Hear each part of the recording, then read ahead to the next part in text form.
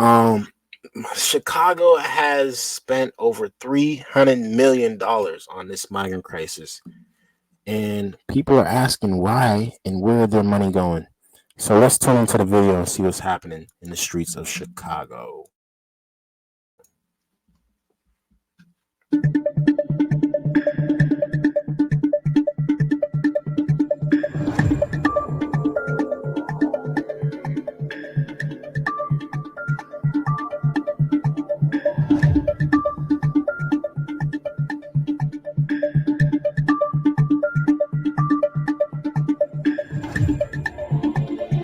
NBC5 Investigates is taking the city of Chicago to court to obtain records related to the migrant crisis. For months, our team has reported on problems inside migrant shelters here in the city and has exposed how millions in taxpayer dollars were being spent. And tonight, we're trying to understand why certain city records were withheld. Investigative reporter Bennett Haberly joining us now with more. Bennett. Yeah, Allison, Stephan, public records are vital to our reporting and to the public's right to know. In our quest to understand how the city responded to the migrant crisis, we combed over thousands of pages of reports, and in doing so, realized we may be missing some more. And now we're suing to obtain what should be public information. At its height, Chicago's migrant crisis involved housing as many as 15,000 people, and in some cases meant having them live in crowded buildings. This once vacant warehouse was converted into the city's largest shelter in Pilsen, which at one time housed 2,500 people. Last month, NBC5 Investigates first reported how the city's own records identify potential gaps in the city's response to migrants' health needs. These records noted as far back as October, the city was aware that overcrowding individuals at the shelters put both new arrivals and shelter staff at higher risk of contagious illnesses, and that the lack of space within the shelter system created increased challenges to place people and provide them with initial health care. And I saw the other day in New York, right? The people was complaining that there's so much homelessness going on, and they didn't want their homeless people to have the shelter that they were trying to put them in. But in Chicago, it's like, yo, come through wherever you're from. Doesn't matter what part of the world. If you're homeless, don't have a place to stay, seek asylum in Chicago. And they're housing thousands of people before they house the thousands of homeless men and women that are out there. Let's give a hand clap for Chicago.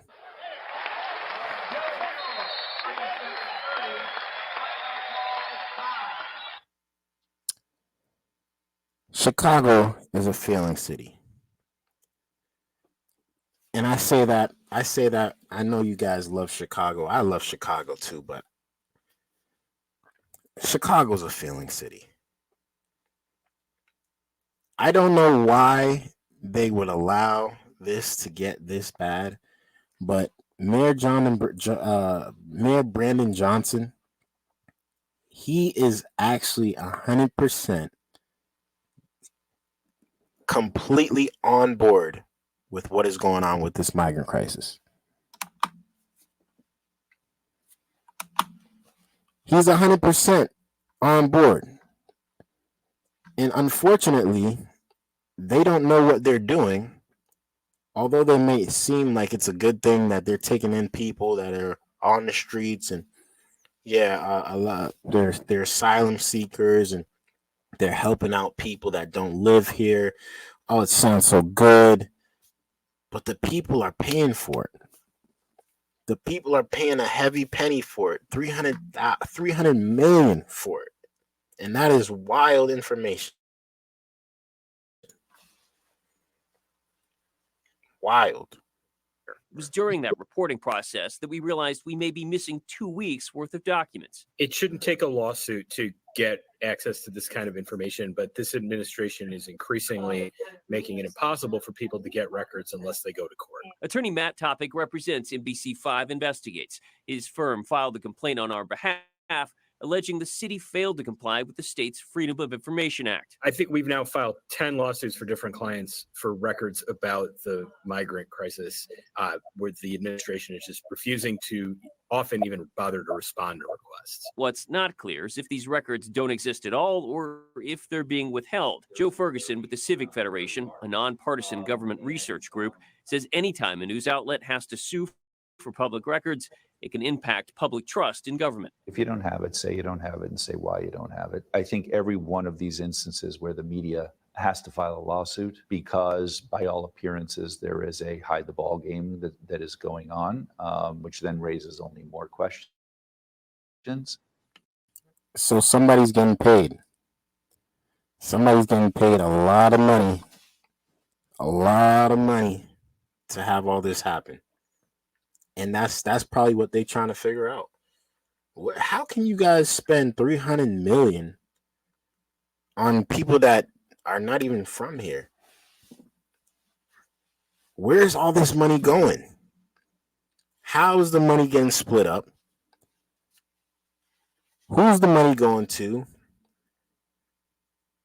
And why do we have to pay for it? That is the question that a lot of people are asking. And they're looking for the answers. And shout outs to NBC Chicago. They're suing Chicago to find out these answers.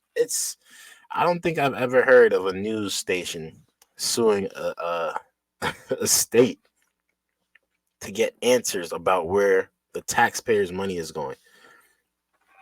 This is a weird situation, but honestly, it's a beautiful thing. It is worth noting, in many cases, the city agencies request an extension of these requests, meaning it could be weeks or months before the public records are available. We'll certainly keep you posted on this. We did reach out, by the way, to the city for response. We're still waiting to hear back. Allison? So glad you're staying on it. Thanks so much, Bennett. Sure. NBC5 Investigates continues to follow the money and the hundreds of millions of dollars spent on the city's migrant crisis. Now, while the city has created a website to track migrant spending, our team found there are still many aspects of this that are shrouded in secrecy. Here's investigative reporter Bennett Haverly. As migrants begin to move out of shelters, invoices are still rolling in. The city of Chicago spent nearly $300 million on the migrant crisis so far, with more than $206 million paid to Kansas-based Favorite Healthcare Staffing, which staffs the migrant shelters. But not much is known about how these buildings are selected or how much the property owners earn from lease agreements.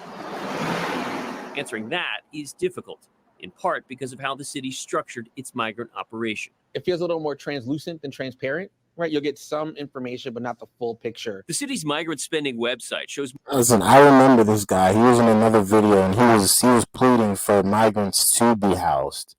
But now he's hearing the amount of money that they spent on the migrants. He's like, it's kind of sounding a little weird. I'm a little concerned about where the money is going, but I still don't believe they should be homeless.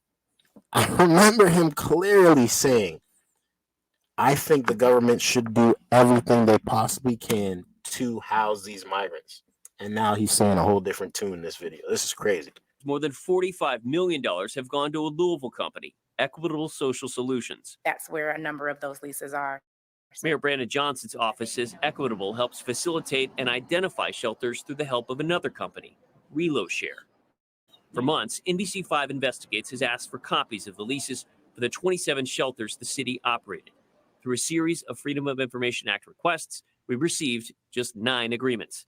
Those missing include lease agreements for the city's largest and most expensive shelters. You should not have to go through the hoops that you've gone through just to get to partial information. Joe Ferguson is Chicago's former Inspector General. He's now with the Civic Federation, a nonpartisan government research group.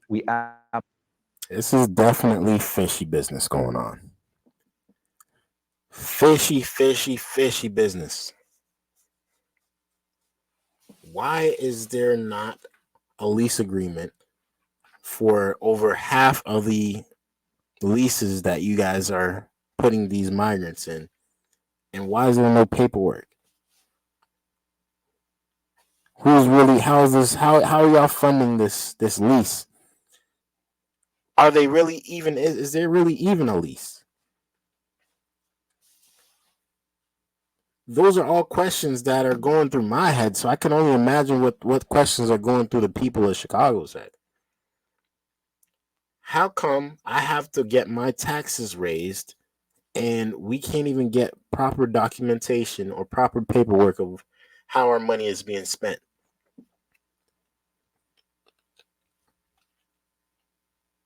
You know what? Shout outs to Chicago for taking advantage of the people, man.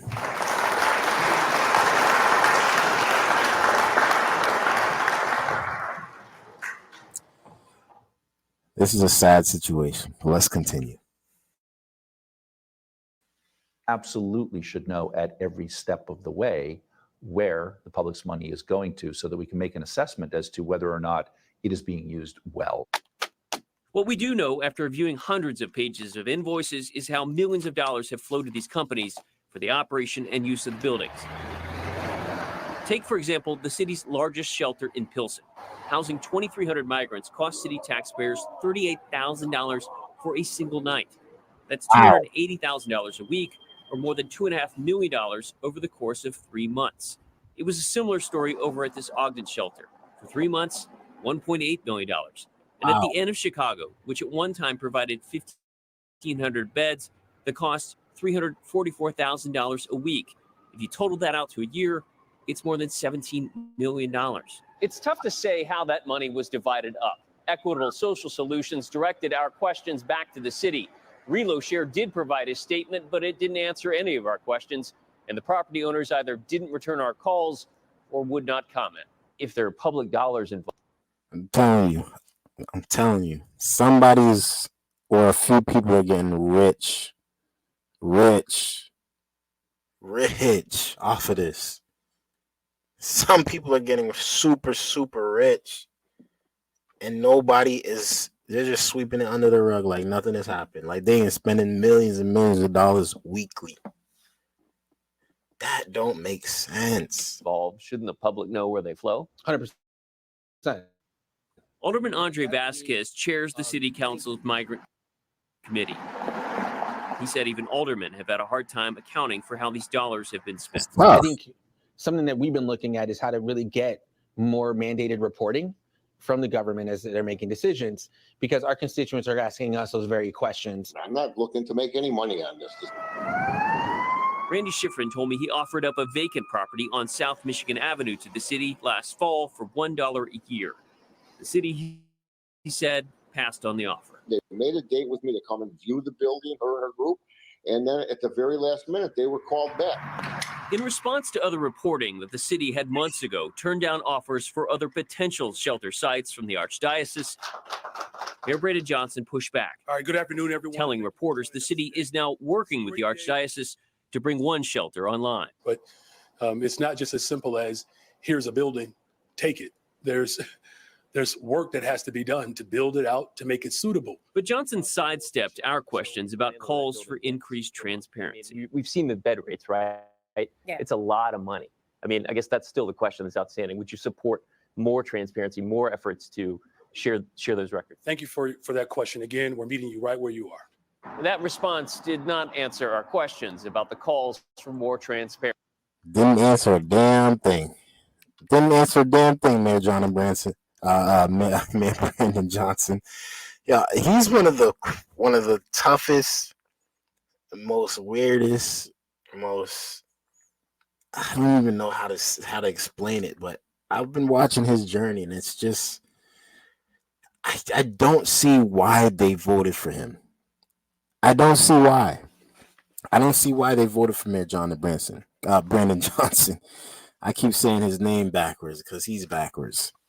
But listen here, man. Let me know how you guys feel about this down in the comments below. I appreciate y'all viewership.